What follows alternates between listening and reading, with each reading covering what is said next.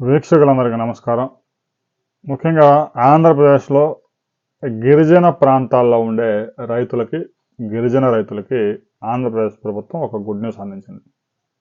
ఇప్పటికే ఉత్తరాంధ్రలోని పాడేరు, చింతపల్లి, మాడుగల ప్రాంతాల్లో పండిస్తున్న కాఫీ, అరకు కాఫీ పేరుతో మార్కెట్ అవుతున్న కాఫీ గింజలకి ప్రపంచవ్యాప్తంగా విపరీతమైన డిమాండ్ వచ్చింది. ఎందుకంటే ఆర్గానిక్గా, అంటే ఎలాంటి రసాయన ఎరువులు లేకుండా గిరిజన రైతులు సాగు చేస్తూ ఉండడంతో మంచి క్వాలిటీ వస్తూ ఉంది.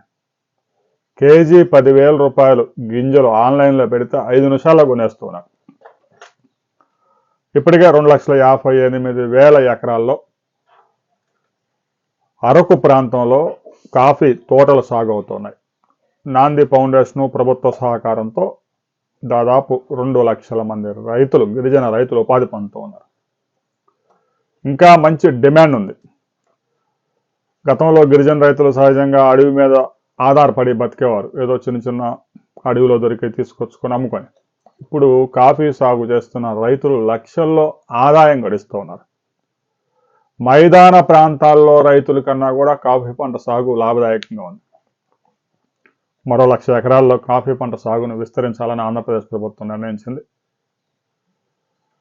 అందులో ఒక 60,000 ఎకరాల్లో అటవీ భూమిని గుర్తించి ముందుగా కాఫీ సాగుకు అనువైన వాతావరణాన్ని క్రియేట్ చేయబోతున్నారు. కాఫీ పంటగా నీడలో పెరుగుతుంది, ప్లస్ ఏదో ఒక చెట్టు ఆధారంగా అల్లుకుంటుంది. అందువల్ల ముందుగా ఒక 60,000 ఎకరాల్లో మామిడి చెట్లు నాటడం, కాఫీ పంటకు అనుగుణంగా ఉండే త్వరగా పెరిగే మొక్కలు నాటి 4 సంవత్సరాల తర్వాత కాఫీ మొక్కని నాటబోతా ఉన్నారు.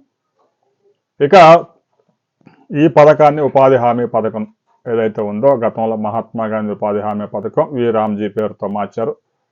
ఆ పథకంలో విలీనం చేసి రైతుల మీద ₹1 కూడా భారం పడకుండా మొత్తం రాష్ట్ర ప్రభుత్వం పెట్టుకుని 202 కోట్ల రూపాయలతో 1,00,000 ఎకరాల్లో కాఫీ పంటకి సాగుకు అనుగుణ వాతావరణాన్ని క్రియేట్ చేయబోతున్నారు. ఇప్పటికే ఒక 40,000 ఎకరాలు కాఫీ పంట సాగుకి ఇంకా అనుకూలంగా ఉన్న చెట్లు పెరిగి ఇప్పటికే అనుకూలంగా ఉన్న భూములు ఉన్నాయి.